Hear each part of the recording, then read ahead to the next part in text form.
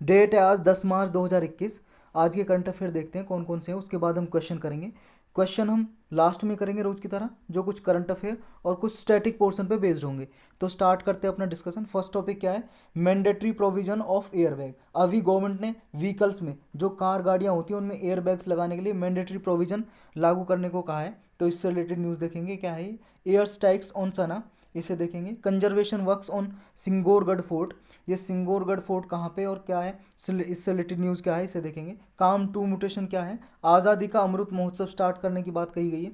India in Afghan peace process. Grey water क्या है? New umbrella entity for payment system, ये payment system के लिए नई एंटिटी, जो न्यू अम्ब्रेला एंटिटी है ये चलाने के लिए अभी बात हो रही है। क्या है ये? डिफेंस एक्विजिशन काउंसिल्स प्लान, ये क्या है और डिफेंस एक्विजिशन काउंसिल है क्या, इससे रिलेटेड सारा डिटेल में देखेंगे। स्टार्ट करते हैं अपना फर्स्ट टॉपिक। फर्स्ट टॉपिक क्या है? Mandatory provision of air bag. अभी क्या है, जो ministry of road and transport है उसने गजेटी नोटिफिकेशन जारी किया है। नोटिफिकेशन में क्या कहा है कि एयर बैग सभी passenger seated on the front seat of a vehicle next to the driver, मतलब जो भी ड्राइवर के पास जो सीट होती है उसके फ्रंट पे एयर बैग लगाना मैंडेटरी कर दिया, मतलब बाध्यकारी, मतलब कंपलसरी है जी, अनिवार्य है बिल्कुल कि लगाना ही लगाना है एयर बैग। ये ministry of road and transport and highways ने ये लागू किया है, ये स्कीम जो एयरबैग के लिए कि मैंडेटरी किया है।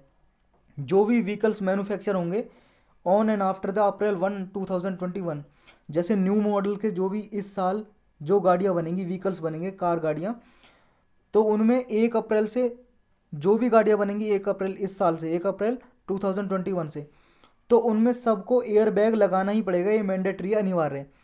और जो एग्जिस्टिंग मॉडल है, मान लो जो अभी क्या है मॉडल बने हुए हैं, जो अभी भी गाड़ियां हैं उनमें 31 अगस्त तक 2021 तक एयर बैग फिट करने को बोला है। जैसे मान लो अभी मॉडल बना चुकी है कोई भी कंपनी, अभी कार बना चुकी है मैन्युफैक्चर, वो अभी किसी ने मतलब परचेज नहीं करी है, सेल नहीं करी है कंपनी ने जिसने भी बनाई है, तो क्या है उसमें 31 अगस्त तक अगर वो गाड़ी नहीं सेल होती है तो उसमें 31 अगस्त तक उसमें मतलब उसमें एयरबैग लगाएंगे, मैंडेटरी है।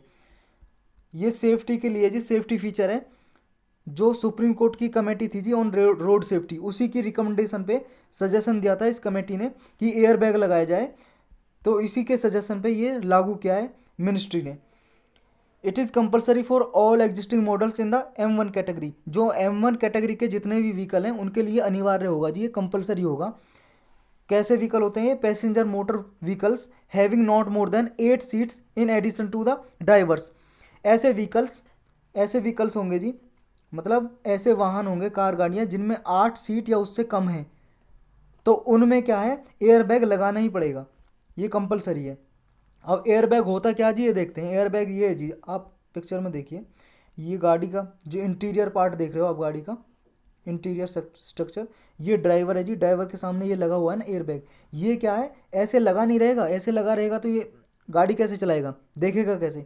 ये क्या है कि मान लो जैसी इमरजेंसी ब्रेक लेगा या कोई गाड़ी इससे टकरा गई, तो ये ऑलरेडी फिट रहेगा गाड़ी में और निकल के ड्राइवर के सामने आ जाएगा, और यहाँ पे देखो पैरों के सामने आ जाएगा, इधर इधर भी आ जाएगा शीश, जो ये ग्लास लगे हैं उनके सामने।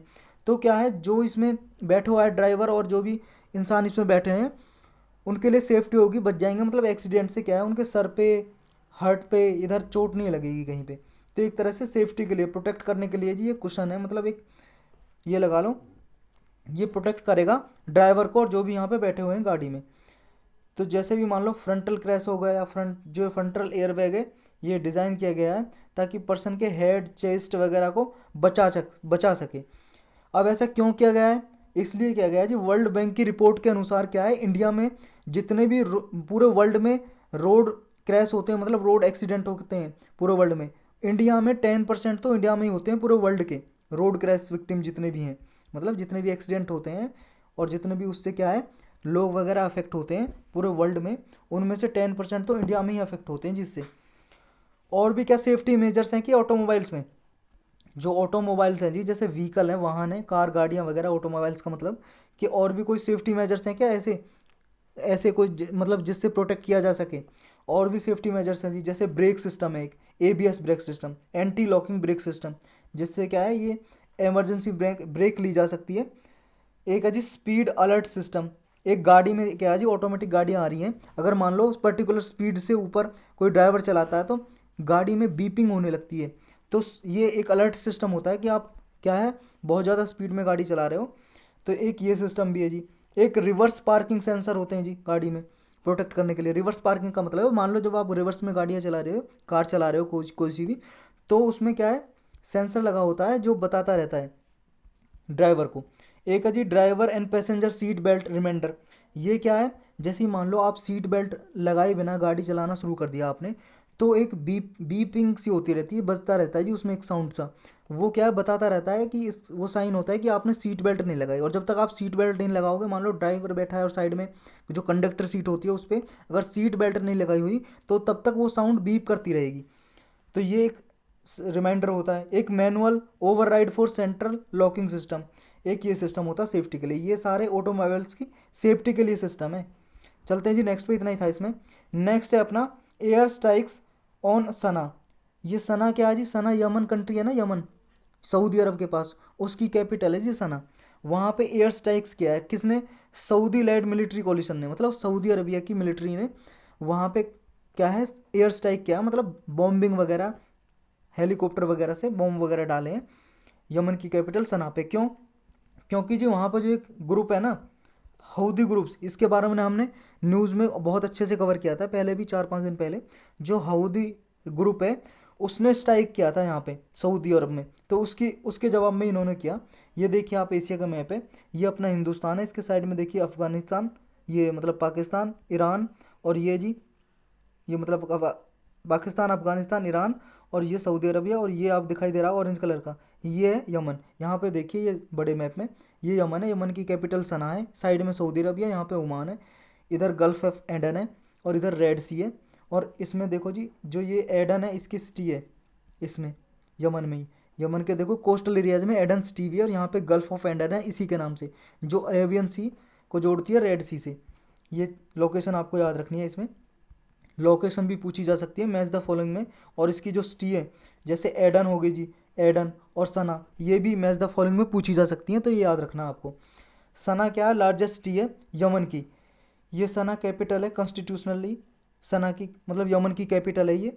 लेकिन हौदी ने इस कैपिटल को क्या है, ऑक्यूपेशन कर लिया था, मतलब अपना कब्जा जमा लिया था हौदी ग्रुप में।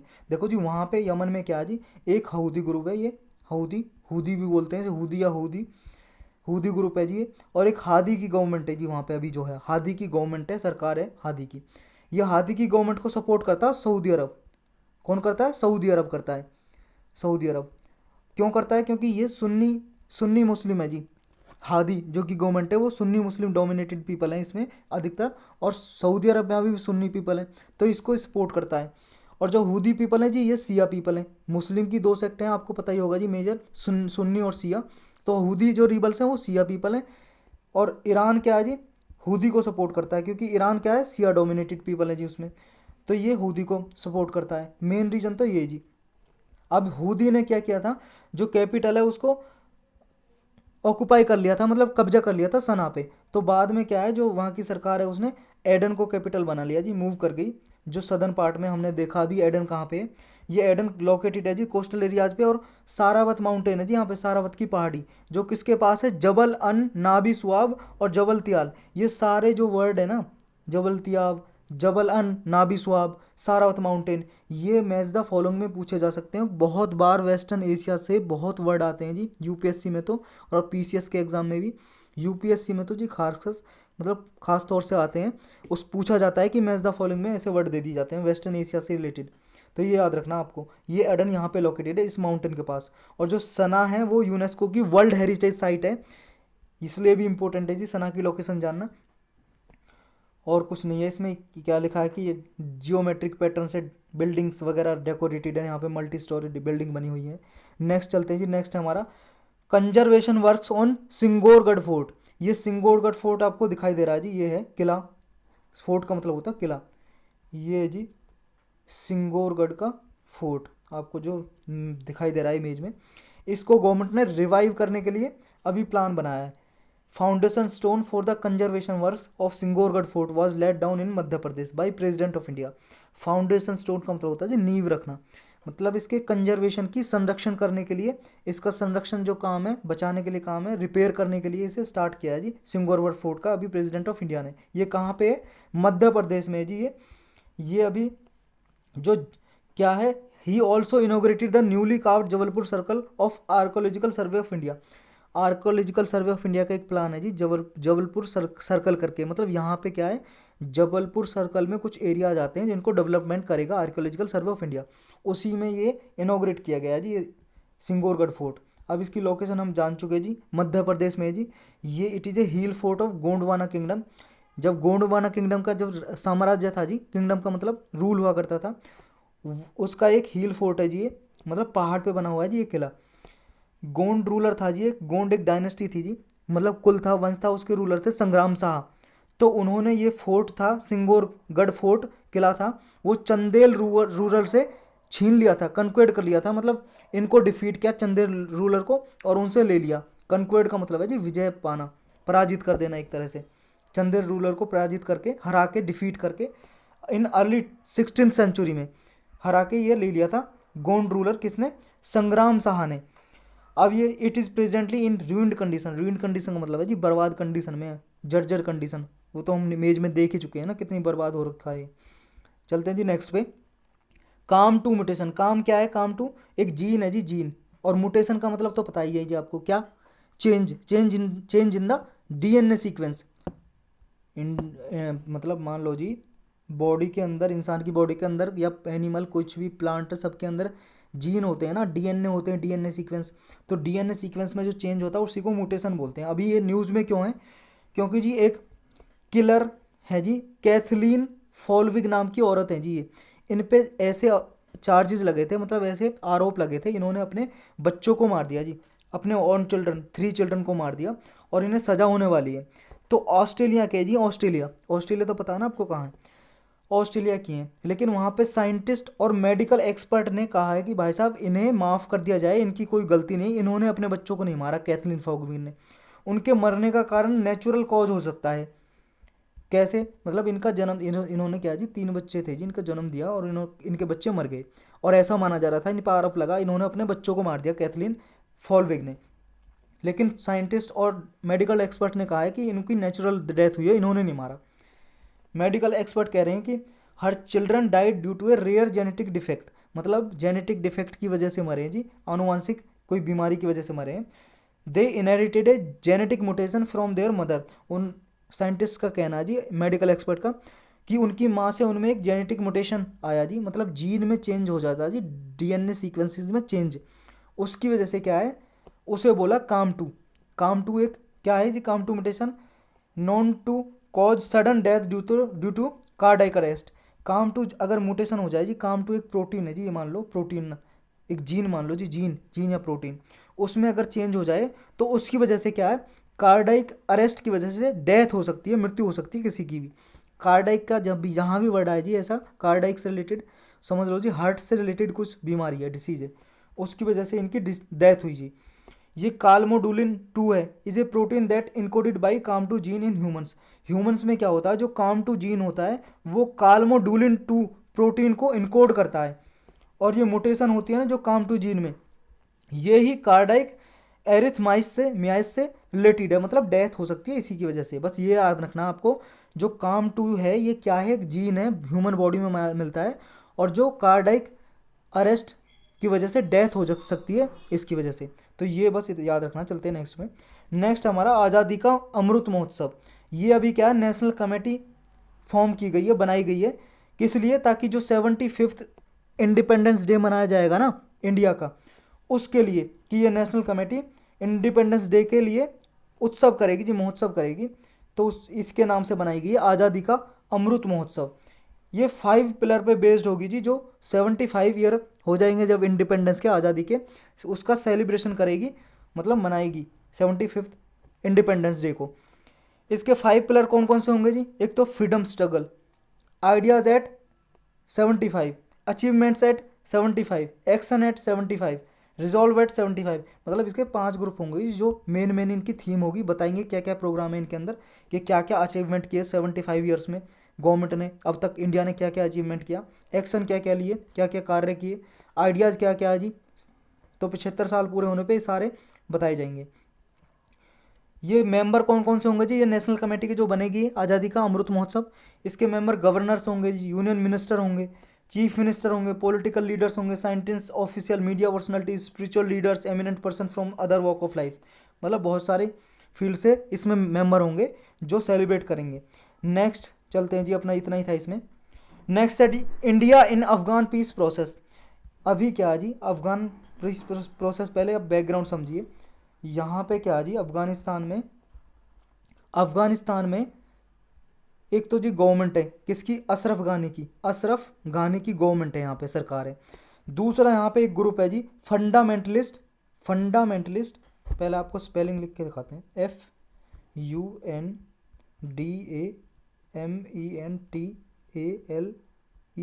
FUNDAMENTALIST, fundamentalist.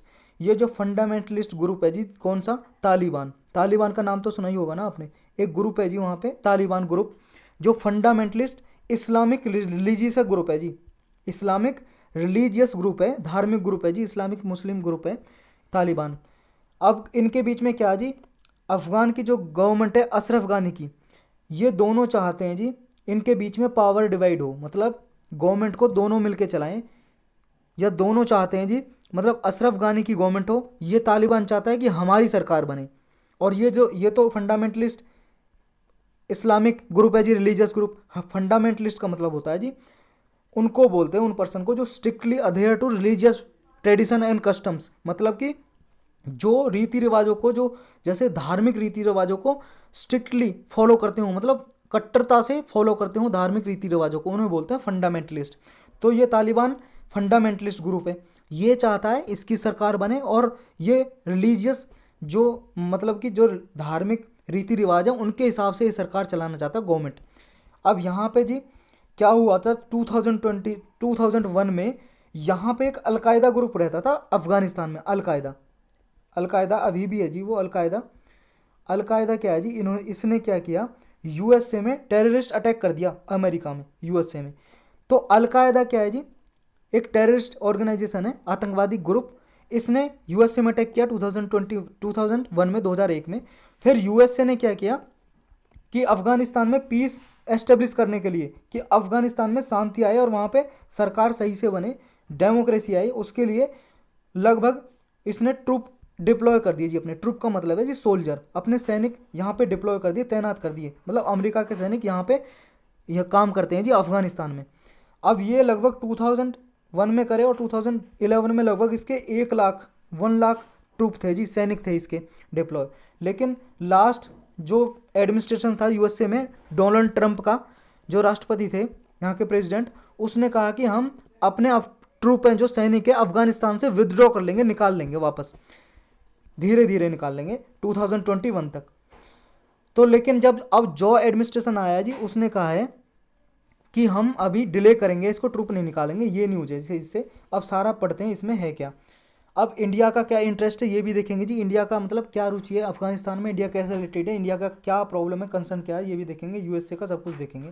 रिसेंटली देखो जी, यूएसए प्रेसिडेंट है जो अभी नए बने, जो बिडेन, उन्होंने एनविसेज्ड किया है, एनविसेज का मतलब है प्रस्तुत किया, विचार किया है, ए न्यू पीस इनिशिएटिव, एक नया इनिशिएटिव लिया जी पीस एस्टेब्लिश करने के लिए, शांति स्थापित करने के लिए अफगानिस्तान में, कि वहाँ पे रोड मैप तैयार कर सकें अफगानिस्तान में कैसे पीस एस्टेब्लिश की जाए। उसने कहा है, यूएसए ने प्रपोज किया है कि रीजनल कॉन्फ्रेंस होनी चाहिए under the United nation, United nation के अंदर, मतलब यूनाइटेड नेशन उसे कराए एक कॉन्फ्रेंस, रीजनल कॉन्फ्रेंस कराए, मतलब मीटिंग कराए, जो जिससे क्या है, जो फॉरेन मिनिस्टर पार्टिसिपेट करें, कौन कौन सी कंट्री से, यूएसए से, इंडिया से, रसिया से, चाइना से, पाकिस्तान से और ईरान से। देखो जी पहली बार ऐसा हुआ है जब अफगानिस्तान में पीस एस्टेब्लिश करने के लिए इंडिया को इनविटेशन रखा है यूएसए ने, वरना पहले अफगानिस्तान का पीस डील होती थी, कभी भी इंडिया को शामिल नहीं किया जाता था, और इंडिया इससे नाराज़ भी रहता था, क्योंकि इंडिया वहाँ पे बहुत सारे डेवलपमेंट वगैरह कर रहा है, रोड वगैरह बना रहा है, इंडिया ने पार्लियामेंट भी बना रहा है, इसकी बनाई है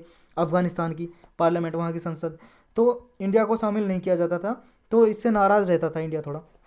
लेकिन अभी यूएसए ने ये प्रपोजल रखा है कि एक मीटिंग कराई जाए यूनाइटेड नेशन के अंदर, और सभी इन जो कंट्रीज़ हैं इनसे उनके फॉरेन मिनिस्टर पार्टिसिपेट करें उसमें।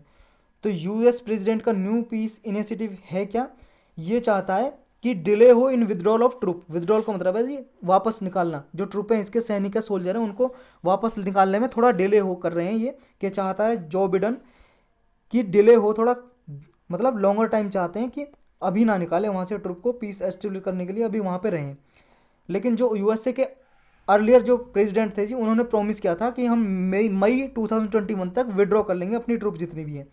लेकिन अभी जो बिडेन चाह रहे हैं थोड़ा और तक यहाँ रुके ताकि पीस एस्टेब्लिश हो सके, यहाँ पे गवर्नमेंट बन सके। इमीडिएट एक्शन क्या है जी, USA is pressing the Taliban to accept the immediate agreement. USA क्या है जी, तालिबान को पे प्रेशर बना रहा है, दबाव बना रहा है कि वो 90 डेज तक कम से कम ऐसा एग्रीमेंट करे कि वो कोई वायलेंस नहीं करेगा, वायलेंस में रिड्यूस करेगा, मतलब कोई भी अहिंसा हिंसात्मक गतिविधियां नहीं करेगा जी। कोई ऐसे बम वगैरह फेंकते रहते हैं ये यहाँ पे, मतलब ये फाइट करते रहते हैं गवर्नमेंट के साथ, तो ऐसा कुछ भी वायलेंस नहीं करेगा, ऐसा एग्रीमेंट चाहता है तालिबान से। इंक्लूसिव प्रोसेस क्या है जी, इंक्लूसिव यही है जी कि यूएस से चाहता है कि यहाँ पे कोई भी डिक्टेटिंग टर्म ना हो, मतलब कि ऐसे अफगानिस्तान की गवर्नमेंट बने वो एग्रीमेंट से बने यहाँ पे, और वो क्या है परमानेंट हो और परमानेंटली कॉम्प्रिहेंसिवली सीज फायर हो, मतलब सीज फायर का मतलब है युद्ध विराम हो, यहाँ पे कोई फिर आगे कोई भी ऐसी गतिविधियाँ ना हो जो वायलेंस करती हों, यहाँ पे पीस एस्टेब्लिश हो, ये चाहता है यूएस से। अब तुर्की का रोल क्या है जी, इसे टर्की भी बोलते हैं, तुर्की भी बोलते हैं हिंदी में। ये तुर्की का रोल क्या है जी इसमें, तुर्की का रोल है जी, यूएस से चाह रहा है तुर्की एक मीटिंग करे जी अफगानिस्तान के काबुल में, काबुल अफगानिस्तान की कैपिटल है, कि मीटिंग करे तालिबान के साथ कि पीस सेटलमेंट के लिए फाइनलाइज करे कि कैसे पीस एस्टेब्लिश की जाए।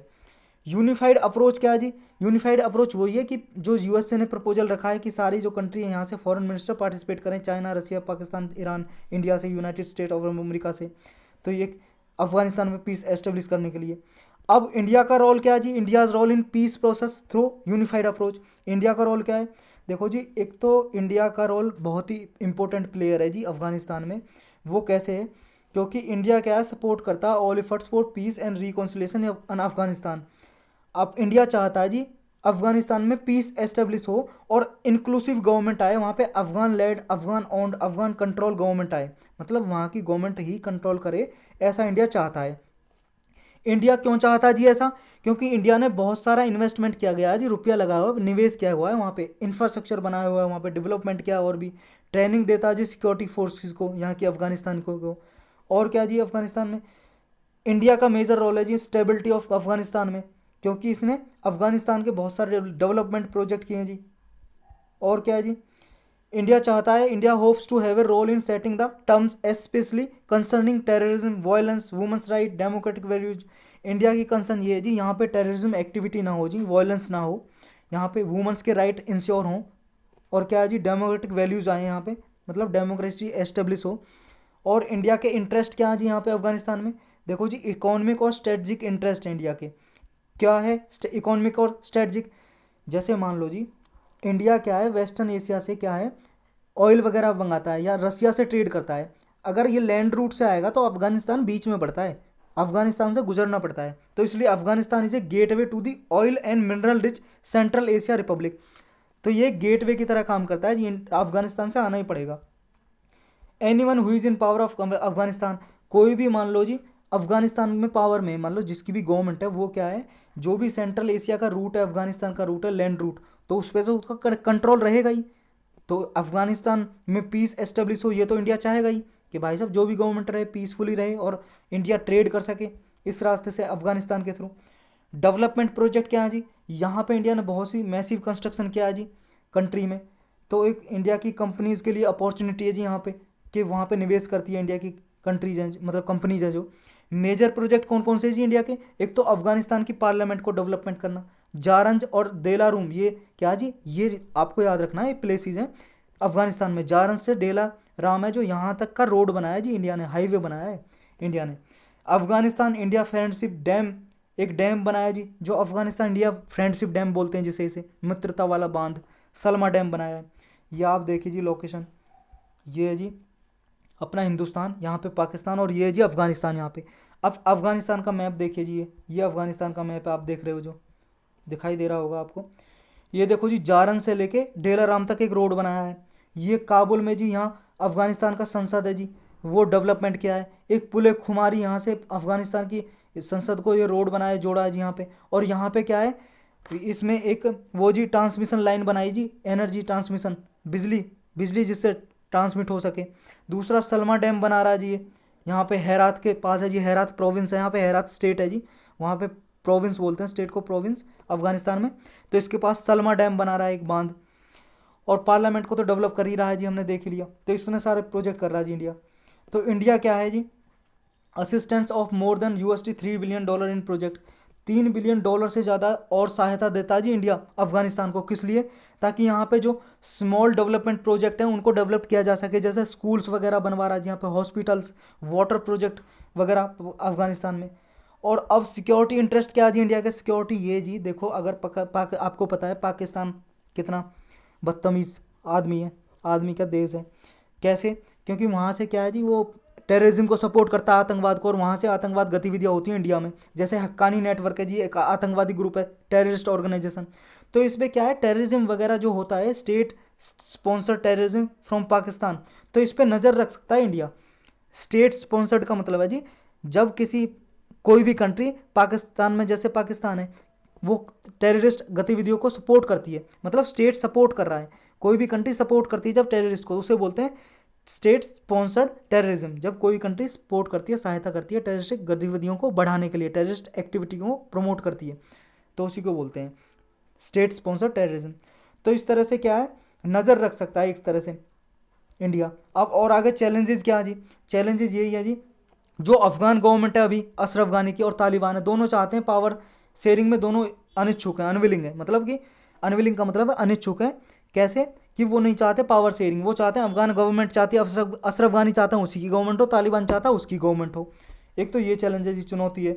दूसरा क्या जी, ये क्या, तालिबान पाकिस्तान से रिलेशन हटाने के लिए राजी नहीं है, मतलब तालिबान के ऑलरेडी पाकिस्तान सपोर्ट करता है तालिबान को, ये गतिविधियाँ करता रहता है, वायलेंस फैलाता रहता है। और इससे क्या है जी, दूसरा, अगर तालिबान की गवर्नमेंट आ भी गई तो ये क्या है, फंडामेंटलिस्ट ग्रुप है, एक इस्लामिक फंडामेंटलिस्ट ग्रुप, ये चाहता है इस्लामिक प्रिंसिपल से रूल करे, रीति रिवाजों को निभाए, वुमेंस को आज़ादी ना दे, वुमेंस को जो फ्रीडम मिली होती है, सब बरखा में चलें, बुरका में। तो ये सब सारे रूल, मतलब जितने भी हैं, ये ऑर्थोडॉक्स तरह से ये फॉलो करना चाहता है। तालिबान क्या है, दूसरा एक सबसे बड़ा चैलेंज है जी, तालिबान क्या है, फ्रेगमेंट हो चुका है। फ्रेगमेंट का मतलब है कई कई छोटे छोटे ग्रुप में टूट चुका है, मतलब इसका बहुत बड़े ग्रुप थे जी, मान लो इसमें 100 लोग थे, मान लो 100 लोग तो बहुत ज़्यादा हैं तालिबान में, तो इसमें डिफरेंट डिफरेंट ग्रुप बन गए हैं इसके। अब इसमें बहुत सारे ऐसे ग्रुप हैं जो सेमी ऑटोनोमसली हो गए हैं, मतलब है तो तालिबान के ग्रुप ही, लेकिन वो क्या है, अपने इंडिपेंडेंटली काम करते हैं। तो अगर मान लो तालिबान हो भी जाए, मेन तालिबान जैसे मान लो ये जी, और इसके कई सारे ग्रुप हो गए, तालिबान मान लो राजी भी हो जाए, मान भी ले, कन्विंस हो जाए गवर्नमेंट बनाने के लिए, तो जो बाकी के ग्रुप हैं उनकी कोई गारंटी थोड़ी नहीं है वो वायलेंस नहीं फैलाएंगे, वो नहीं करेंगे, ये भी तो ग्रुप हैं जी, तो उनको भी रोकना बहुत ही चैलेंजिंग है।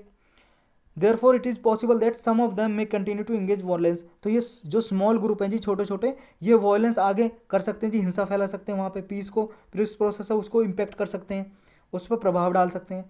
अब वे फॉरवर्ड क्या हो सकता है जी, वे फॉरवर्ड यही है जी, अगर अफगानिस्तान में स्टेबिलिटी और पीस लानी है तो independent, sovereign, democratic, pluralistic, inclusive Afghanistan होना चाहिए जी, पीस एस्टेब्लिश करने के लिए।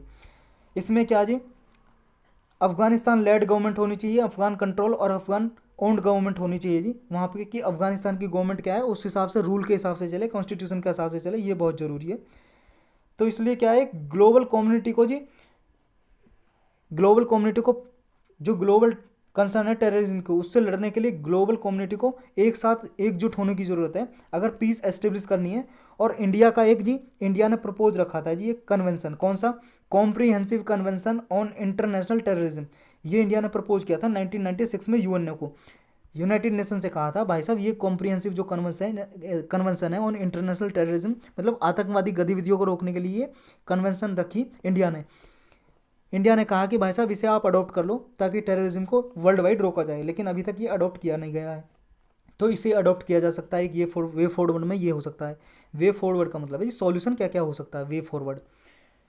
तो इस तरह से क्या है, जो यूएस का जो इनिशिएटिव है ये गुड इनिशिएटिव तो है, लेकिन अफगानिस्तान में पीस एस्टेब्लिश करने के लिए जी सारी पार्टी को एक साथ एकजुट होने की रिक्वायरमेंट है जी, उन्हें एक साथ आना ही पड़ेगा। तो इसमें यही था जी, आप पूरा समझ गए होगे। प्री और मेंस के लिए पूरा जितनी भी लोकेशन है सब, सलमा डैम वगैरह, हेरात वगैरह, ये सारी जारंस, दिलाराम, ये सारी लोकेशन आपको याद रखनी है। उसमें चलते हैं नेक्स्ट पे।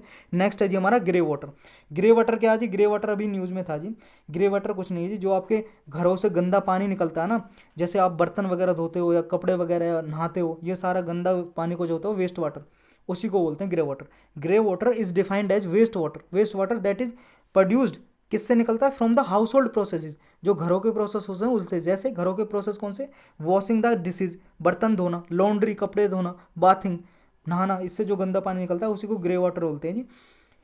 Can contain harmful bacteria. Grey water में क्या है जी? हानिकारक बैक्टीरिया हो सकते हैं जो आपकी मतलब जो ग्राउंड वाटर है, मतलब जो ग्राउंड वाटर है, जो पृथ्वी के अंदर पानी रहता है जी, ये सिपिंग करके, सिपिंग का मतलब ये अंदर चला जाएगा ग्राउंड वाटर के पास ये पानी, और कंटेमिनेट कर सकता है जी सॉइल को, मतलब मृदा है, जो सॉइल है, मिट्टी है, और ग्राउंड वाटर को ये दूषित कर सकता है, प्रदूषित कर सकता है ग्रे वाटर। इसके ये इफेक्ट हैं जी। चलते हैं नेक्स्ट पे। New umbrella entity for payment settlement. Payment settlement या पेमेंट सिस्टम, अभी क्या है, ये प्लान रखा था, ये सलाह दी थी एक आरबीआई ने, रिजर्व बैंक ऑफ इंडिया ने, कि न्यू अम्ब्रेला एंटिटी बनाई जाए पेमेंट सिस्टम के लिए, मतलब एक कंपनी सी बनाई जाए, कंपनी की तरह। ये मान लो आप कि प्राइवेट कंपनीज को कि क्या है, have shown interest, private company ने अभी इंटरेस्ट दिखाया है कि वो setting up new umbrella entities, कि वो एक न्यू अम्ब्रेला एंटिटीज बनाएंगी पेमेंट सिस्टम के लिए, प्राइवेट कंपनीज। अभी क्या जी, जो पेमेंट सेटलमेंट जितनी भी होती है ना, जैसे आप मान लो जितनी भी पेमेंट कर रहे हो ना, जैसे आधार इनेबल पेमेंट करते हो आप, या यूपीआई से करते हो, unified payment system, interface payment system, या फिर भारत क्यूआर कोड से करते हो जी आप, ठीक है जी, जैसे आप ऑनलाइन पेमेंट करते हो डिजिटली। तो ये सारी पेमेंट कौन ऑपरेट करता है अभी? ऑपरेट का मतलब है कौन इन पर निगरानी करता है, कौन आपकी पेमेंट को फैसिलिट करता है? वो करता है जी NPCI, national payment corporation of India. अभी केवल और केवल इकलौती यही है जी एक कंपनी, ये कंपनी है जी, मान लो कॉरपोरेशन है, कंपनी है जी, जो कंपनी एक्ट से बनाई गई थी, ये नॉन प्रॉफिट ऑर्गेनाइजेशन है एनपीसीआई। इसके बारे में यूपीएससी 2 बार क्वेश्चन पूछ चुका है बैक टू बैक एनपीसीआई के बारे में, समझे? आप ये मत सोचना एक बार पूछ लिया तो दोबारा नहीं पूछता, 2 बार बैक टू बैक पूछा जी एनपीसीआई के बारे में। लास्ट ईयर के क्वेश्चन पेपर उठा के देखो आप, 5 साल के, उसी में मिल जाएगा। अब इसी की तरह की जब एंटिटी बनाई जा रही है जी, न्यू अम्ब्रेला एंटिटी, तो चांसेज है जी इससे भी क्वेश्चन पूछा जा सकता है, न्यू अम्ब्रेला एंटिटी। तो ये भी क्या काम करेगी? वही काम करेगी जो एनपीसीआई करती है। तो इसका काम यही है, एक अल्टरनेटिव मैकेनिज्म हो जाएगा। अल्टरनेटिव का मतलब है जी विकल्प हो जाएगा, दूसरा विकल्प जो एनपीसीआई करती है काम, जो न्यू अम्ब्रेला एंटिटी करेगी। ये क्या होगी जी? न्यू अम्ब्रेला एंटिटी भी नॉन प्रॉफिट एंटिटी होगी जैसे एनपीसीआई है। ये क्या करेगी? Setup manage operate new payment system, नए पेमेंट सिस्टम बनाएगी जी, ये मैनेज करेगी उनको, specially in the retail space, retail space में करेगी जी, जैसे एटीएम वगैरह से पेमेंट जो होती है, white level point of sale system से, आधार बेस्ड पेमेंट से, रेमिटांस सर्विसेज। रेमिटांस सर्विस कौन सी होती है? जैसे बाहर से कोई पैसा भेजता है ना आपका, जैसे मान लो कोई रिश्तेदार बाहर रहता है, वो पैसा आपको भेजता है, तो उसे बोलता है रेमिटांस। तो इतने भी जो भी इनमें पेमेंट होती है उसको फैसिलिट करेगी, ऑपरेट करेगी, मैनेज करेगी ये न्यू अम्ब्रेला एंटिटी। फंक्शन क्या क्या है जी इसके? Will develop new payment method standard technology, नई टेक्नोलॉजी स्टैंडर्ड मेथड डेवलप करेगी ये न्यू अम्ब्रेला एंटिटी। इसमें क्या है जी? ये ऑपरेट करेगी क्लियरिंग सेटलमेंट सिस्टम, आइडेंटिफाई करेगी, मैनेज करेगी रिलेवेंट रिस्क, जो भी क्या है जी जोखिम होते हैं, रिस्क होते हैं, मान लो आपकी पेमेंट के साथ कोई फ्रॉड वगैरह ना हो, सबको आइडेंटिफाई करेगी ये सेटलमेंट के लिए। क्रेडिट लिक्विडिटी ऑपरेशन प्रिजर्व करेगी, इंटीग्रिटी ऑफ द सिस्टम को, मतलब आपके साथ कोई फ्रॉड ना हो, कोई रिस्क ना हो, सारे सेटलमेंट ये देखेगी न्यू अम्ब्रेला एंटिटी। ये क्या है? मॉनिटर करेगी रिलेट पेमेंट सिस्टम को, रिटेल पेमेंट सिस्टम डेवलपमेंट को, और related issues in the country. और क्या है? जो इंटरनेशनल भी जो फ्रॉड वगैरह होते हैं ना, फ्रॉड वगैरह होते हैं पेमेंट रिलेटेड, जैसे मान लो जी फ्रॉड हो गई जी, किसी की पेमेंट सिस्टम कहीं और पे बैंक अकाउंट में ट्रांसफ़र हो गई, या किसी के बैंक से पैसे वैसे निकाल दिए, सारे क्या है मॉनिटरिंग करेगी इस सिस्टम में सारे में।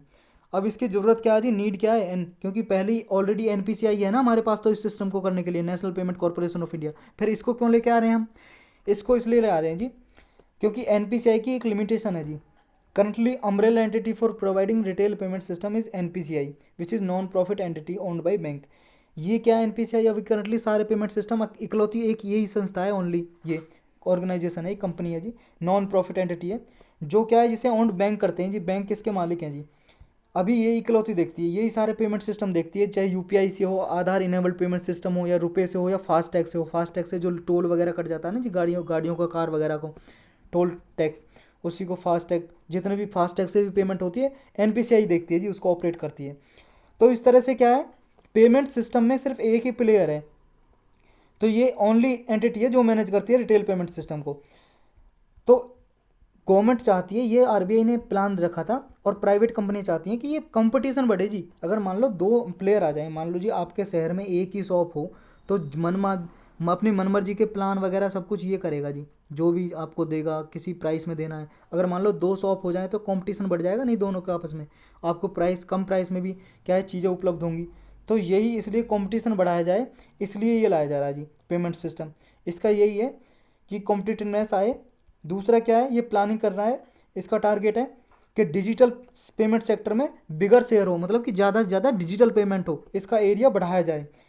फ्रेमवर्क रिलेटेड टू ये न्यू अम्ब्रेला एंटिटी से रिलेटेड फ्रेमवर्क क्या है जी, इसे कौन कंट्रोल करेगा, मतलब कैसा सेटअप होगा जी, क्या क्या होगा इसमें, ये हमारे लिए मोस्ट इंपॉर्टेंट है जी, यहाँ से क्वेश्चन पूछा जा सकता है, इसे ध्यान से पढ़ना हमें।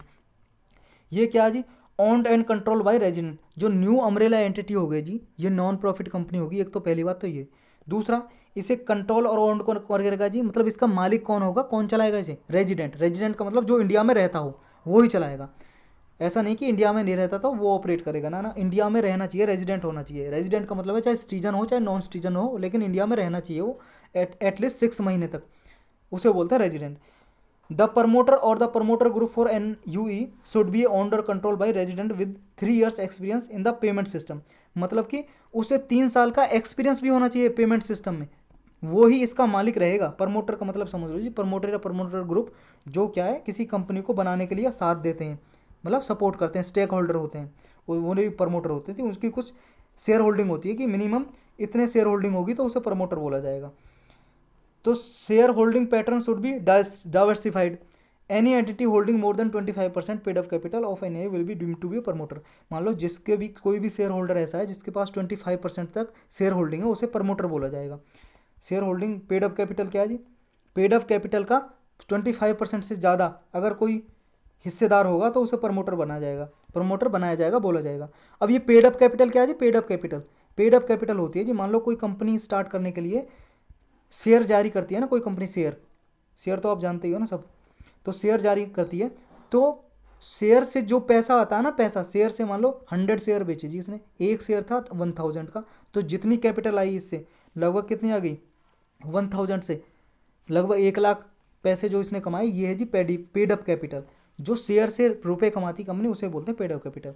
और अगर कोई प्रमोटर ऐसा है जिसने 25% तक शेयर खरीद लिया इसके न्यू अम्ब्रेला एंटिटी के, तो उसे प्रमोटर बोला जाएगा। ये चीज़ आपको याद रखनी है। कैपिटल कितनी चाहिए जी इसके लिए, पेड अप कैपिटल कम से कम चाहिए जी 500 crore minimum paid up capital, मतलब आप शेयर जारी करके जो पैसा इकट्ठा करोगे न्यू अम्ब्रेला एंटिटी चलाने के लिए 500 करोड़ चाहिए उसके लिए पैसा।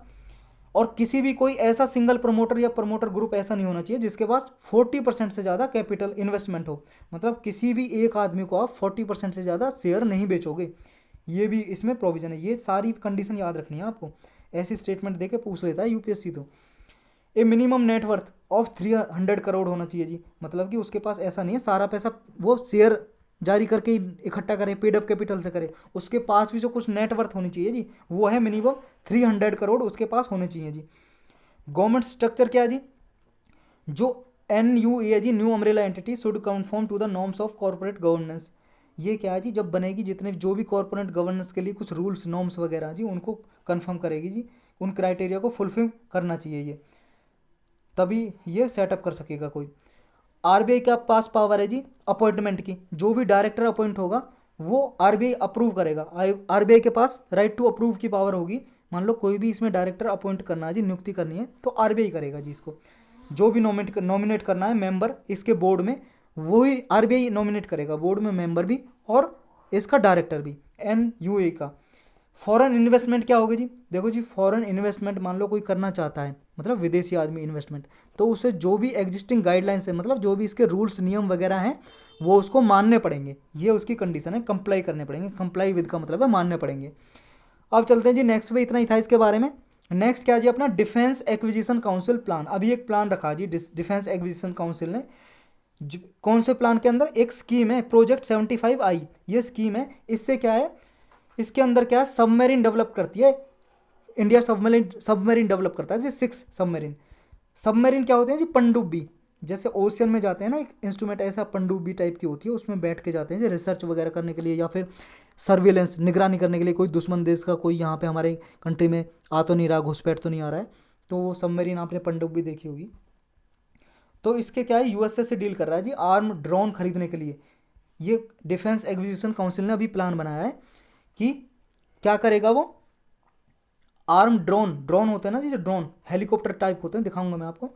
तो वो परचेज करने के लिए यूएसए से ये डील है जी, अभी प्लान रखा है। ये देखो जी ड्रोन है, ये आप दिखाई दे रहे हो, ये डिफरेंट टाइप के ड्रोन होते हैं, मिलिट्री ड्रोन। और ये ड्रोन है जी, ये सर्विलेंस करने के लिए, फॉरेस्ट एरियाज़ में देखने के लिए, यहाँ पे कोई पेड़ वेड़ तो नहीं काट रहा है। इसमें कैमरे लगे होते हैं चारों तरफ, ये आप निगरानी करते रहते हैं, आपको बता देंगे कि हाँ यहाँ पे क्या हो रहा है। देखो ये भी ड्रोन कैमरा लगा है, तो ये सर्विलेंस करने के लिए होते हैं जी। ये अनआर्म्ड होते हैं जी, इसमें कोई रिमोट कंट्रोल होते हैं, ऑटोमेटिक चलते हैं, रिमोट से कंट्रोल करते हैं इन्हें।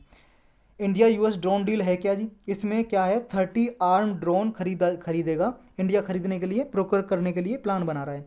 जो क्या है, 10 फॉर ईच सर्विस, 10 आर्मी के लिए, 10 नेवी के लिए और 10 एयरफोर्स के लिए खरीद रहा है। ये प्लान है जी। इसमें यूएसए ने क्या है, अप्रूवल दे दिया था इसे सेल करने के लिए। जो अपने आर्म ड्रोन है ना यूएसए के, अमेरिका के इंडिया को सेल करेगा। ये कब दिया था अप्रूवल? अप्रूवल का मतलब है जी अनुमति कब दी थी?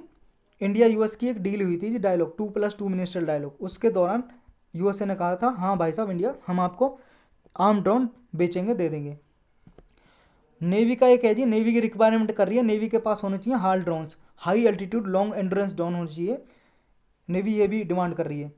देखो जी क्या है, ज़रूरत क्यों हो रही है जी आर्म ड्रोन की? आर्म ड्रोन की ज़रूरत इसलिए है, अभी आपको पता है इंडिया चाइना और इंडिया पाकिस्तान के बीच में बॉर्डर पे ये क्या स्टैंड ऑफ चलता रहता है, मतलब यहाँ पे फाइट चलती रहती है, आपको पता ही है। तो लद्दाख में भी अभी फाइट देखने को मिला मई 2020 में। तो क्या है, ये ड्रोन क्या है, यहाँ पे सर्विलेंस कर सकते हैं जी बॉर्डर एरिया पे, ऊपर घूमते रहेंगे आसमान में, ये निगरानी करते रहेंगे। सर्विलेंस का मतलब है निगरानी करना, निरीक्षण करना। ये देखते रहेंगे हाँ कोई गतिविधियाँ कोई हमारी टेरिटरी में, जो बॉर्डर एरियाज में घुस तो नहीं रहा है अवैध तरीके से, तो ये निगरानी करने के लिए ज़रूरत है हमें। Navy has already inducted 2 MQ-9B sea guardian unarmed drones procured from USA. USA से ऑलरेडी हम क्या है जी परचेज कर चुके हैं, उपलब्ध कर चुके हैं। 2 ड्रोन्स हैं जी जो अनआर्म्ड ड्रोन्स हैं, जिनका नाम है MQ-9B sea guardian unarmoured drone है जी। ये जो नेवी ऑलरेडी क्या है इंडक्ट कर चुका है, नेवी इन्हें नेवी में है जी ऑलरेडी, ये निगरानी करते हैं MQ-9B। अब ये प्रोजेक्ट 75 क्या है जी, ये प्रोजेक्ट क्या है जी, इंडिया ने ये सबमरीन डेवलप करने के लिए चालू किया था जी, कि इंडियन नेवी के लिए सबमरीन पनडुब्बी बनाई जाएंगी। इसमें प्रोजेक्ट 75 कालवरी क्लास की पनडुब्बी बनाई जाएंगी, 6 पनडुब्बी बनाई जाएंगी, इसमें 6 सबमरीन 6। ये क्या है, जो प्रोजेक्ट है is being process through strategic partnership model. ये स्ट्रेटजिक पार्टनरशिप मॉडल के थ्रू क्या है डेवलप किया जा रहा है जी प्रोजेक्ट 75। अब ये स्ट्रेटजिक पार्टनरशिप मॉडल क्या है जी, ये डिफेंस प्रोक्योरमेंट प्रोसीजर का एक मॉडल है जी। इस मॉडल में होता क्या है, इस मॉडल में जी इंडिया की जो प्राइवेट कंपनी है वो क्या है स्ट्रेटजिक पार्टनरशिप करती हैं, किससे? फॉरेन कंपनी जो होती है ना मैन्युफैक्चर, उससे करती हैं जी, फॉरेन एंटिटी से। Initially tie up with a few shortlisted foreign oriental equipment manufacture. जो क्या है बाहर की विदेशी कंपनी ऐसे इक्विपमेंट बनाती हैं, उनसे क्या है समझौता कर लेती हैं, संधि कर लेती हैं, एग्रीमेंट कर लेती हैं। फिर उसके साथ मिलकर ये क्या है जी मैन्युफैक्चर करती हैं मिलिट्री के जो भी इक्विपमेंट वगैरह हैं। ये होता है स्ट्रेटजिक पार्टनरशिप में, स्ट्रेटजिक पार्टनरशिप डील में। इसका क्या है कि इंडिया में इसका टारगेट ये रहता है कि इंडिया में इंडस्ट्री डेवलप की जाए, ताकि अपने इंडिया में सारे जो डिफेंस के इक्विपमेंट है वो डोमेस्टिकली अपने इंडिया में ही मैन्युफैक्चर किए जाएँ। इसका ये टारगेट होता है जी अपनी इंडियन जो डिफेंस इंडस्ट्रियल इकोसिस्टम है उसको डेवलप किया जाए। ये प्रोजेक्ट जी part of the 30 year plan है, 30 ईयर प्लान का पार्ट है ये प्रोजेक्ट 75I, जिसमें क्या है इंडिजिनस सबमरीन कंस्ट्रक्शन की जा रहा है जी, डेवलपमेंट किया जा रहा है इंडिजिनसली। ये अप्रूवल कब दिया जाता था जी, ये सबमरीन डेवलप की जाएंगी 6, ये अप्रूवल दिया था कैबिनेट ने, कब? कैबिनेट कमेटी ऑन सिक्योरिटी ने दिया था जी, कब? 1999 में। ये कमेटी है जी कैबिनेट कमेटी ऑन सिक्योरिटी, इसके चेयर कौन करते हैं? Prime minister. इसने अप्रूवल दी थी, सहमति दी थी 1999 में, जब कारगिल वार हुआ था, कि ऐसी सबमरीन बनाई जाए जी, उसके थ्रू ये बनाई जा रही है सबमरीन। इसमें देखो जी 6 सबमरीन बनाई जाएंगी, डेवलप की जाएंगी। अब ये डिफेंस एक्विजिशन काउंसिल क्या है जी, इसे देखते हैं। डिफेंस एक्विजिशन काउंसिल क्या है, ये हाईएस्ट डिसीजन मेकिंग बॉडी है जी डिफेंस मिनिस्ट्री की। देखो जी, डिफेंस मिनिस्टर के अंदर ये काम करती है, और डिफेंस के लिए क्या क्या चाहिए रिक्वायरमेंट, कौन सा इक्विपमेंट खरीदना, हथियार कौन सा खरीदना है, कौन सा हेलीकॉप्टर खरीदना, लड़ाकू फाइटर प्लेन, कौन सी मिसाइल खरीदनी, ये सब क्या है ये देखती है जी डिफेंस एक्विजिशन काउंसिल। आर्मी के लिए, नेवी के लिए, एयरफोर्स के लिए कौन कौन से इक्विपमेंट चाहिए, और इंडियन कोस्ट गार्ड के लिए कौन कौन से चाहिए जी। इंडियन कोस्ट गार्ड भी आपको पता ही होगा, कोस्टल एरियाज है उनके, यहाँ पे निगरानी करती है जी। अब मिनिस्ट्री ऑफ डिफेंस है जी, इसके चेयरमैन होते हैं इस काउंसिल के। डिफेंस एक्विजिशन काउंसिल के चेयरमैन कौन होते हैं, अध्यक्ष खुद रक्षा मंत्री होते हैं जी, डिफेंस मिनिस्टर। ये फॉर्म कब की गई थी जी, it was form after the group of minister recommendation on reforming the national security system in 2001 post Kargil war. Kargil war हुआ था जी, आपको पता है, पाकिस्तान इंडिया के बीच में, श्रीनगर के पास, जम्मू कश्मीर में, वहाँ पे कारगिल जगह जी, उसे बोलते हैं कारगिल युद्ध या कारगिल वार 1999 में। तो उसके बाद क्या है, एक कमेटी बैठी थी reforming the national security system 2001 में, 2001 में, उसने रिकमेंड किया था जी, सिफारिश की थी कि ऐसी कोई बॉडी बनाई जाए डिफेंस इक्विपमेंट के लिए कि परचेज करने के लिए जल्दी से डिसीजन ले सके। तो तब ये काउंसिल बनाई थे जी, डिफेंस एक्विजिशन काउंसिल। तो आज के लेक्चर इतने ही थे जी, अब क्वेश्चन करेंगे हम। क्वेश्चन, फर्स्ट क्वेश्चन है जी, consider the following statement regarding central silk board. कल पढ़ा था जी इसके बारे में, इसके बारे में कुछ स्टेटमेंट दी हुई है, करेक्ट बतानी है आपको। It is an autonomous body, क्या एक ऑटोनोमस इंडिपेंडेंट बॉडी है ये। It function under ministry of agriculture, कृषि मंत्रालय के अंदर काम करती है क्या। वन ओनली, टू ओनली, दोनों करेक्ट या दोनों गलत, बताओ जी कौन सा सही है। देखो जी, पहला बिल्कुल सही है, बिल्कुल करेक्ट है, लेकिन दूसरा गलत है, क्योंकि मिनिस्ट्री ऑफ टेक्सटाइल, कपड़ा मंत्रालय है ना, टेक्सटाइल का मतलब कपड़ा, कपड़ा मंत्रालय जो मिनिस्ट्री ऑफ टेक्सटाइल के अंदर काम करती है, तो ये गलत हो जाएगा। आंसर वन ओनली ए हो जाएगा। चलते हैं नेक्स्ट पे। Consider the following safety major, कुछ सेफ्टी मेजर है ये बताना किससे एसोसिएटेड है, किससे रिलेटेड है ये। Anti lock braking system, speed alert system, reverse parking sensor, manual override for central locking system. आज ही पढ़ा जी, याद आ रहा है कुछ, किससे रिलेटेड है, कौन सी न्यूज़ में पढ़ा है बताओ जी। एयरक्राफ्ट से रिलेटेड है, सी प्लेन से, ऑटोमोबाइल, शिप से। जी हाँ बिल्कुल करेक्ट, ऑटोमोबाइल से। ऑटोमोबाइल्स मतलब वाहन, व्हीकल होते हैं, कार, गाड़ियाँ, उनसे रिलेटेड हैं जी। सेफ्टी मेजर्स हैं, एक्सीडेंट से बचने के लिए लगाए जाते हैं। नेक्स्ट है जी सिंगोरगढ़ फोर्ट, अभी रिसेंटली न्यूज़ में था, हमने आज ही पढ़ा है। कहाँ पे लोकेटेड है ये बताना आपको। राजस्थान, गुजरात, उत्तर प्रदेश, मध्य प्रदेश। जी हाँ बिल्कुल करेक्ट, डी आंसर है जी, मध्य प्रदेश। चलते हैं नेक्स्ट पे। गवर्नमेंट बॉन्ड यील्ड, इसके बारे में एक स्पेशल लेक्चर लिया था जी, 2-3 मिनट का, बहुत अच्छे से समझाया था। बॉन्ड यील्ड क्या होती है आपको बताना है। India depend on the account of various factor, these include, ये बॉन्ड यील्ड किस किस फैक्टर पे डिपेंड करती है ये बताना है। Inflation and interest rate in the economy, in the economy sovereign rating, मतलब जो इन्फ्लेशन, महंगाई की दर और ब्याज की दर, दोनों पे डिपेंड करता है क्या bond yield.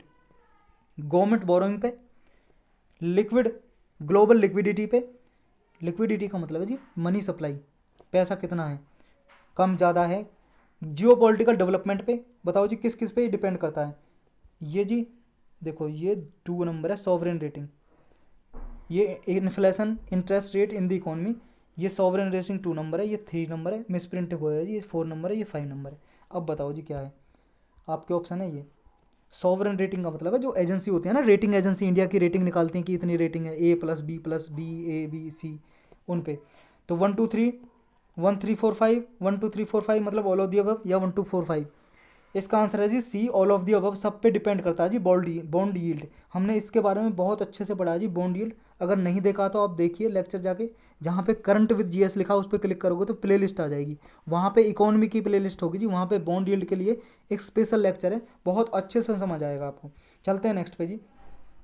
Consider the following statement regarding Sattras of Assam, Sattras of Assam के बारे में भी स्पेशल लेक्चर लिया जी कल, आपने देखा हो तो। 17 के बारे में बताना जी क्या है। 17 are the monastic institution created as a part of 16th century new Vaishnavite reformist movement started by Vaishnavite saint reformers Srimanta Sankar Deva. ये 16th सेंचुरी में जो 17 हैं जी, ये मोनास्टिक इंस्टीट्यूशन है, मतलब रिलीजियस प्लेस वगैरह हैं जो श्रीमंत शंकर देव ने स्टार्ट किए थे जी बनाने, और भगवान विष्णु की पूजा करनी शुरू की थी, उससे रिलेटेड है क्या ये। These 17 were establish as a centre of religious social cultural reform. ये जो 17 हैं ये रिलीजियस सोशल कल्चरल रिफॉर्म को एक सेंटर है जी, जहाँ पे धार्मिक और सोशल, सामाजिक, सांस्कृतिक रिफॉर्म से, सुधार से रिलेटेड है। During the Ahom reign most of the 17 across the Assam were destroyed. जब अहोम किंगडम था जी, अहोम एक साम्राज्य जहाँ पे अहोम रूलर थे जी, जिन्होंने राज्य किया था असम पे। तो अहोम भी याद रखना, असम असम से रिलेटेड है। तो इन्होंने जब रूल किया था, तो जो 17 थे, मतलब जो यहाँ पे 17, मतलब ये मान लो जी एक तरह से टेम्पल वैष्णवाइट के रिलीजियस मोनास्टिक इंस्टीट्यूशन, तो इनको असम जो किंगडम थे उन्होंने क्या डिस्ट्रॉय कर दिया था, क्या नष्ट कर दिया था क्या इनकी बिल्डिंगों को। करेक्ट बताना जी, 1 2 1 3 1 ओनली 1 2 3। देखो जी थर्ड बिल्कुल गलत है, इन्होंने सपोर्ट किया था, बल्कि इन्होंने डिस्ट्रॉय नहीं किया था, समझे। अहोम किंगडम था, उन्होंने सपोर्ट किया था वैष्णवाइट ट्रेडिशन को। और ये दो बिल्कुल सही है जी, हमने पढ़ा था लेक्चर में, तो हमारा 1 2 करेक्ट हो जाएगा, ये आंसर हो जाएगा। चलते हैं नेक्स्ट पे। नेक्स्ट बताना जी, कोस्टल रेगुलेशन जोन नोटिफिकेशन 2011। 2011 में ये नोटिफिकेशन कुछ जोन की निकाली गई थी जी, कोस्टल रेगुलेशन, मतलब कोस्टल एरिया है उसको रेगुलेट करने के लिए। तो इसको इसके रिगार्डिंग स्टेटमेंट बतानी है जी, करेक्ट कौन सी है। Coastal notification regulation, coastal regulation zone notification 2011 2011 की जो नोटिफिकेशन है, declare that the coastal stretches of the country and India's territorial waters including Andaman Nicobar and Lakshadweep island as a coastal regulation zone. जब ये रेगुलेशन निकाली गई थी, ये सारी कंट्री के लिए निकाली गई थी, जो भी कोस्टल एरियाज है, और उसमें अंडमान निकोबार और लक्षद्वीप भी शामिल थे। नेक्स्ट बोलिए, it restricted the setting up and expansion of any industry, manufacture और हैंडलिंग और storage disposal of hazardous substances in coastal regulation zone. जो भी कोस्टल रेगुलेशन जोन होते हैं ना जी, जैसे मान लो ये इंडिया है जी, इंडिया का एक कोस्टल एरिया है, यहाँ पे कोई ऐसी पॉल्यूटेड इंडस्ट्री डेवलप नहीं की जाएंगी, ये इनको रोकती है क्या, ये रेगुलेशन जो नियम है। आपको करेक्ट स्टेटमेंट बतानी है कौन सी है जी, 1 ओनली 2 ओनली, दोनों करेक्ट या दोनों गलत। देखो जी फर्स्ट बिल्कुल गलत है, क्योंकि ये कोस्टल रेगुलेशन 2011 की अंडमान और निकोबार और लक्षद्वीप के लिए नहीं थी, ये एक्सक्लूड करती थी, ना कि इंक्लूड। इन्हें एक्सक्लूड करती थी, मतलब बाहर, इनको इंक्लूड नहीं किया गया था, सम्मिलित नहीं किया गया था, ये आउटसाइड थी, इनके लिए कोई रेगुलेशन नहीं बनाई गई थी। तो ये गलत है जी, लेकिन दूसरा बिल्कुल सही है जी, कोई पॉल्यूटेड इंडस्ट्री सेटअप नहीं कर सकते, इसके अकॉर्डिंग बी करेक्ट आंसर हो जाएगा। चलते हैं नेक्स्ट पे। नेक्स्ट है जी, India has partial capital account convertibility, this implies that. India ने क्या है जी, partial capital account convertibility accept की हुई है, स्वीकार की हुई है। ये होती क्या जी, ये होती है जी, जैसे मान लो एफडीआई आ रही है जी, एफडीआई के रूल है ना जी, किसी में 100%, किसी में 50%, किसी में मतलब 49, किसी में 26%, किसी सेक्टर में। एफडीआई तो आप जानते हो ना, फॉरेन डायरेक्ट इन्वेस्टमेंट। अगर कोई विदेशी कंपनी या आदमी निवेश करता है हमारे यहाँ पे, इन्वेस्टमेंट पैसा निवेश करता है, कोई कंपनी वगैरह खोलता है, उसे बोलते हैं एफडीआई, आ रही है जी बाहर से। तो क्या है, ये हमारा इंडिया अगर मान लो किसी और कंट्री में करेगा ना पैसा इन्वेस्ट, तो वो उस देश के लिए एफडीआई हो जाएगी, तो ये चीज़ याद रखनी है। तो मान लो एफडीआई के लिए इंडिया ने क्या रूल बनाया हुआ है ना, कि आप मान लो 10% तक किसी सेक्टर में, मान लो मेडिसिन के सेक्टर में कुछ परसेंट तक निर्धारित कर दिया, जैसे मान लो रिटेल सेक्टर में कर दिया 100% तक कर सकते हो आप इन्वेस्ट। मतलब मान लो कोई भी कंपनी आप बना रहे हो, टोटल फॉरेन कंपनी, कोई भी टोटल फॉरेन कंपनी की ओनरशिप हो सकती है, ऐसी कंपनी बना सकती है। बहुत से सेक्टर ऐसे होते हैं जैसे डिफेंस वगैरह के, उनमें मान लो 49% तक भागीदारी एफडीआई की हो सकती है। मतलब इसकी जो 51% ओनरशिप होगी वो इंडिया की, और बाकी फॉरेन की हो सकती है। तो ये रूल वगैरह होते हैं, इसी को बोलते हैं पार्शियल कैपिटल कन्वर्टिबिलिटी। मतलब बाहर से अगर कोई इन्वेस्टमेंट करेगा तो पार्शियल ही करेगा, 100% छूट नहीं दी हुई, आप आके किसी भी सेक्टर में इन्वेस्ट कर लोगे ना ना। तो अब इससे रिलेटेड स्टेटमेंट बतानी है जी कौन सी करेक्ट है। लेकिन हाँ ये याद रखना, रेवेन्यू जो अकाउंट है उसमें फुल कन्वर्टेबिलिटी है। रेवेन्यू अकाउंट का मतलब है जी गुड्स परचेज करते हैं, गुड्स सर्विस सेल परचेज करते हैं, इंपोर्ट एक्सपोर्ट, मान लो कितनी भी क्वांटिटी का आप बेच और खरीद सकते हो बाहर से, विदेश से, तो वो रेवेन्यू अकाउंट में फुल कन्वर्टेबिलिटी है, ये याद रखना आपको। नेक्स्ट अब इसमें देखते हैं जी इसकी स्टेटमेंट कौन कौन सी करेक्ट है।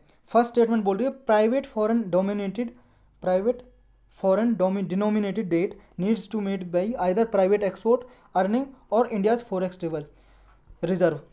रिजर्व। देखो जी, जो प्राइवेट, जो फॉरेन से डेट कर्ज ले लेते हैं, वो कौन फुलफिल करता है, या तो प्राइवेट जो एक्सपोर्ट करके पैसा कमाते हैं वो, या फिर इंडिया का जो फॉरेक्स रिजर्व है, इंडिया के पास आरबीआई के पास फॉरेक्स रिजर्व है, जो आरबीआई के पास फॉरेन करेंसी का रिजर्व है, वो उससे इसे कंप्लीट किया जाता है क्या। ये पार्शियल कैपिटल अकाउंट कन्वर्टिबिलिटी का जो पार्शियल कैपिटल अकाउंट कन्वर्टिबिलिटी है, इसका मतलब ये है क्या। नेक्स्ट बोल रही है, India will have a negative sovereign credit rating.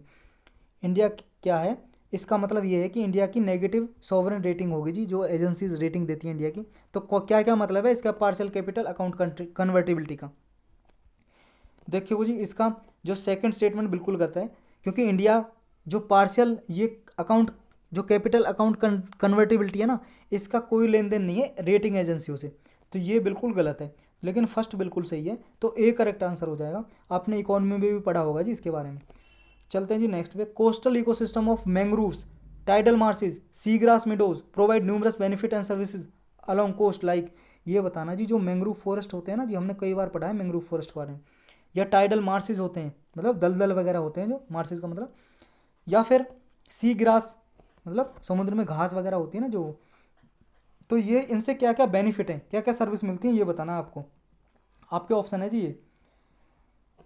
First बोल रहा है ये जो मैंग्रोव वगैरह हैं सारे, ये टाइडल मार्सेस प्रोटेक्ट करते हैं from storms and sea level rise. मान लो समुद्र का क्या है, बहाव बढ़ता है, इंक्रीज हो जाता है समुद्र का लेवल, या फिर पानी मतलब इंक्रीज हो जाता है, या कोई स्टॉर्म आता है जी, मतलब सुनामी आ गई, उससे प्रोटेक्ट करते हैं क्या मैंग्रोव वगैरह। या regulation of coastal water quality को भी इंप्रूवमेंट करते हैं क्या, रेगुलेट करते हैं क्या ये। Provision of habitat for commercially important fishes, मतलब जो फिशरीज होती हैं जी उसके लिए क्या कम्युनिटी जो हैबिटेट होता है जी फिशरीज का, उसके लिए इंपॉर्टेंट है क्या ये। Food security for many coastal communities, जो यहाँ पे जनजाति वगैरह रहते हैं उनके लिए फूड वगैरह भी मिलता है क्या इनसे, मैंग्रोव फॉरेस्ट वगैरह से, टाइडल फोर्सेज से, सी ग्रास मेडोज से। Sequester and store coastal blue carbon from the atmosphere, जो यहाँ पे पॉल्यूशन वगैरह होता है उसको भी एब्जॉर्व वगैरह करते हैं क्या ये, स्टोर करते हैं क्या ये। आपके ऑप्शन है जी 1 2 3, 1 3 4 5, 1 2 3 4, या ऑल ऑफ दी अबव। बिल्कुल ऐसे जी, देखो बहुत इंपॉर्टेंट क्वेश्चन है, एप्लीकेशन बेस्ड क्वेश्चन पूछता है जरूर यूपीएससी तो सारे ही हैं जी, इसके सारे ही सर्विस वगैरह देते हैं मैंग्रोव फॉरेस्ट से, सारे ही बेनिफिट होते हैं। एक बार देख लो आप पॉज करके। नेक्स्ट है जी, subject of the urban local government in union territory is dealt by. आपको ये बताना जो अर्बन लोकल गवर्नमेंट है वो किसके अंदर काम करती है जी। Ministry of minority affair, home affair, defence, urban development. ये यूटीज के लिए बताना जी, यूनियन टेरिटरीज की अर्बन लोकल गवर्नमेंट किसके अंडर काम करती है। ये जी होम मिनिस्ट्री के अंदर काम करती है जी, होम मिनिस्ट्री डील करती है जी इसके साथ। और जो स्टेट की होती है ना अर्बन लोकल गवर्नमेंट, उसे मिनिस्ट्री ऑफ अर्बन डेवलपमेंट देखती है जी, लेकिन यूनियन टेरिटरी के लिए मिनिस्ट्री ऑफ होम अफेयर्स देखती है। ये याद रखना आपको, बी आंसर करेक्ट हो जाएगा। चलते हैं नेक्स्ट पे जी, हमारा लास्ट क्वेश्चन है जी आज का। ये बताना आपको, state can designate into A union territory through. ये कह रहा है कि स्टेट को बदल के यूनियन टेरिटरी बना सकते हैं, समझे। मतलब केंद्र शासित प्रदेश बनाया जा सकता है किसी भी राज्य को, state can be converted into union territory. उसके लिए क्या क्या प्रोसेस है ये बताना आपको। By an executive order of the president, president कोई एग्जीक्यूटिव ऑर्डर निकाल दे, उसी से स्टेट को यूटी में कन्वर्ट कर सकते हैं क्या। अभी देखो जी, जम्मू कश्मीर स्टेट था उसको यूटी बनाया, कैसे बनाया आपको पता होना चाहिए। By a law enacted by the parliament, parliament कोई भी लॉ इनेक्ट करके बना सकती है, या फिर कॉन्स्टिट्यूशनल अमेंडमेंट करके पार्लियामेंट करेगी कॉन्स्टिट्यूशनल अमेंडमेंट और प्रेसिडेंट अपनी सहमति देगा, एग्रीड बाई प्रेसिडेंट। या फिर by A resolution pass by legislature of the concern state and assented two by the president. या फिर जो भी स्टेट है जिसको यूनियन टेरिटरी बनाना उस वो अपनी विधानसभा में लेके आएगा प्रस्ताव, रिजोल्यूशन, उसे पास करेगा और फिर प्रेसिडेंट के पास भेज देगा असेंट के लिए कि वो अपनी सहमति दे। कौन सा प्रोसेस है जी।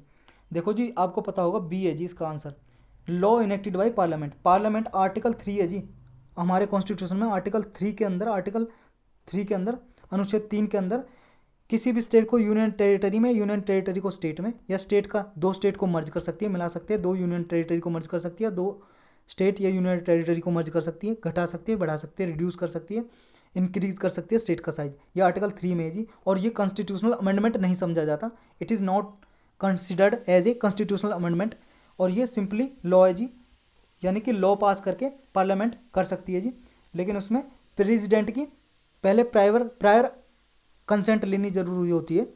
प्रेसिडेंट क्या है, अपनी अनुमति देते हैं, फिर लोकसभा राज्यसभा में पास होता है जी सिंपल मेजोरिटी से, और उसे प्रेसिडेंट स्टेट के पास भी भेजता है, लेकिन स्टेट की कोई अनुमति लेने की ज़रूरत नहीं होती कि वो कंसेंट अपनी दे ही ना दे, कोई मैंडेटरी नहीं है।